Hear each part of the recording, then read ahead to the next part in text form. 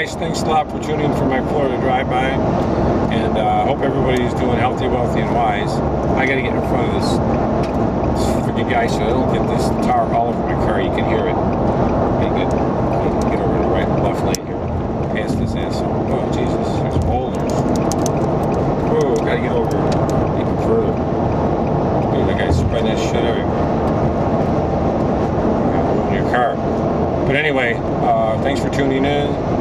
July 1st, 2016. It's about 94 degrees.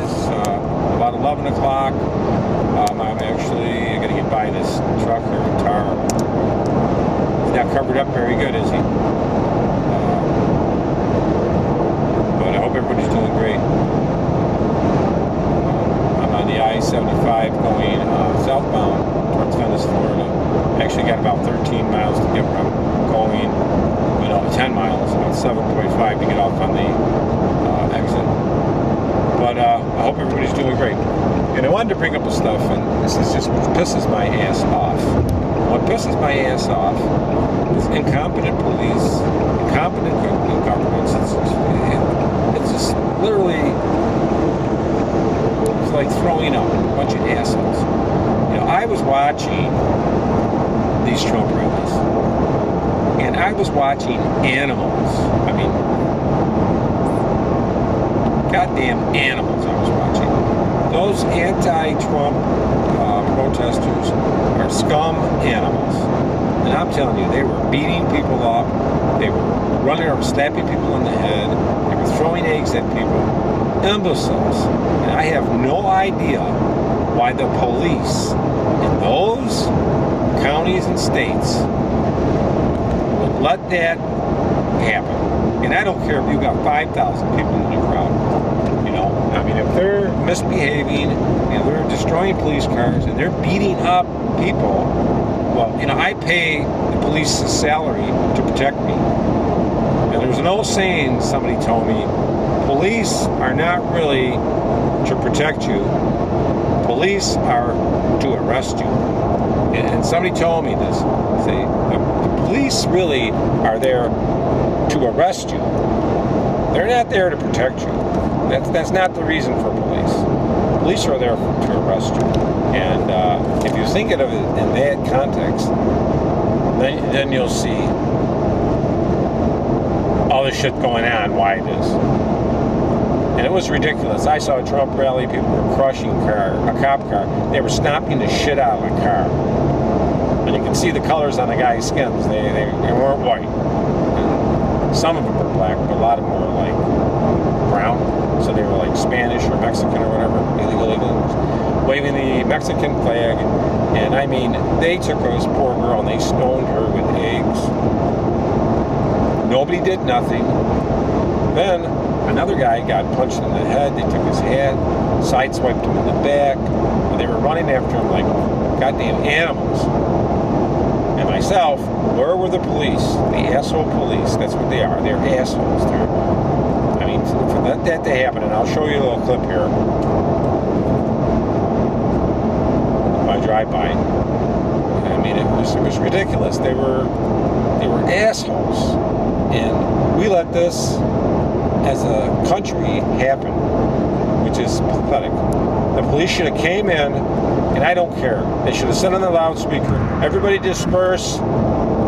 Give them like about 10 minutes. If they didn't disperse, tear gas everybody and use rubber bullets. And oh well, if you get an eye poked out or you get a few bruises from a rubber bullet, it's your asshole, dickhead, own problem. You know, that's what we need to get. Strict. Put it down. Don't let these protests, especially if they're violent. I mean, the police knew this, but you see, whoever runs that state's probably a friggin' asshole, prejudicial jerkface, you know, for whatever reason. I mean, there's no other reason. Why would somebody let this continue, let these riots happen? It's ridiculous. It's stupidity. You got a police force, you bring 1,000 police out, you take them from the other place having donuts and coffee and guarding the shopping malls, and you get them on the road with tear gas and rubber bullets, and you don't even stay that long. You just walk over and say, you're riding, we're deploying them, we're going to tear gas everybody, rubber bullet you, And if you're still there, you're going to get arrested. And you just tell them, you do it once. And then, believe me, you would disperse that crowd. You would not have any revolutions or riots in the street. And because if we get a revolution, the people, it's going to be real bullets. We're not going to be using tear gas and rubber bullets. And yeah, the government's got a lot of guns, but I would have to say there's more guns and ammunition in private ownership, private hands, than there is even in the government, because there's more people, guys. There's more people, remember that. And it's ridiculous. So is the time for a revolution near? Is the time for a revolution close? Is it time for a revolution? It probably is. Especially if Trump don't get in. I mean, it's ridiculous the way this government is run. It's stupidity and it's ridiculous. And things need to change, and they need to change today. And yeah, veterans have to wait a month to get an appointment, which is out of line, which is ridiculous. You know, I mean, if somebody on Medicaid or welfare can go and get an appointment right away, where a veteran's got to wait 2 months, a month. When I had my heart surgery, they told me it'd be a month.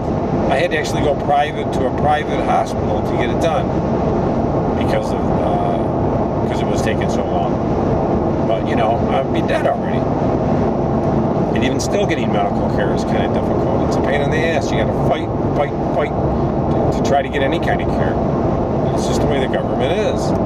And they need to, you know, focus on the people here that live in this damn country instead of wanting to bring in like that one senator there in California, make everybody legal and ban guns and all this other shit, which is useless and neurotic, stupidity. But you know, this is what we got to deal with.